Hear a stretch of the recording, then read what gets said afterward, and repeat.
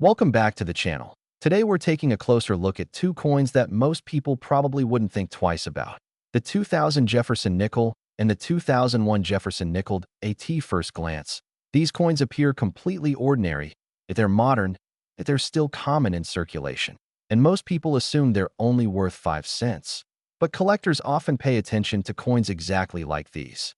Not because they are rare by mintage, but because condition, strike quality, and minting errors can make certain examples far more interesting than people expect.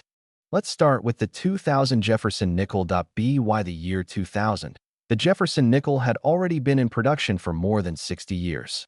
The design was familiar to everyone.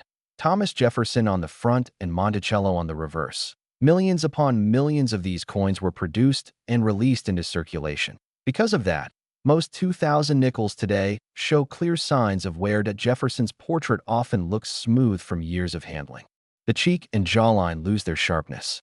Scratches and contact marks appear across the surface from decades of circulation. But collectors don't simply look at the year, they look at the details. Take a 2000 nickel and tilt it under bright light. Does the coin still show original mint luster? Do the surfaces reflect light evenly? Most circulated coins will look dull, but a well-preserved example can still flash with the original shine created at the mint. Now take a look at Jefferson's hair and facial features. Strong strike quality means the hair detail is sharp and the edges of the design appear crisp rather than flat.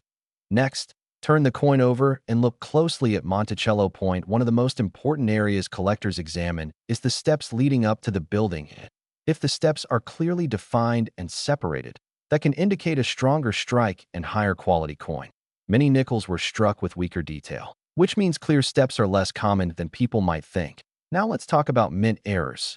Errors are one of the biggest reasons collectors search through modern coins. Look carefully at the lettering on a 2000 nickel. Check the date. Check Liberty. Check In God We Trust. If the letters appear doubled, thicker than normal, or slightly offset, it could indicate a doubled die. Die cracks are another possibility. These appear as thin raised lines running across the surface of the coin. Sometimes small die chips appear as tiny raised blobs of metal in unusual locations. These are the kinds of details collectors watch for. Now let's move on to the 2001 Jefferson nickel. At first glance, it looks almost identical to the 2000 nickel, but the same rules apply. Most examples have been heavily circulated. That means high-grade survivors with minimal marks are becoming harder to find over time. Collectors examining a 2001 nickel will focus on the same areas: the sharpness of Jefferson's portrait, the clarity of the lettering, the overall surface quality, and especially the details of Monticello on the reverse. Look closely at the columns and the steps. Strong architectural detail often indicates a better strike.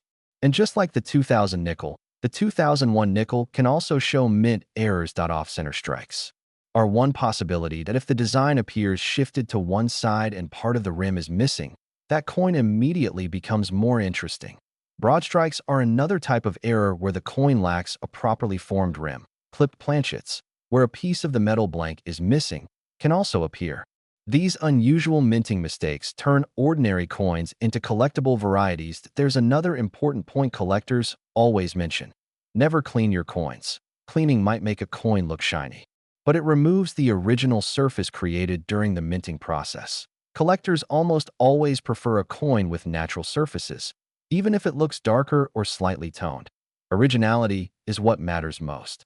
So if you come across a 2000 or 2001 nickel that looks unusually clean, sharp, or different from the others in your change, it might be worth taking a closer look.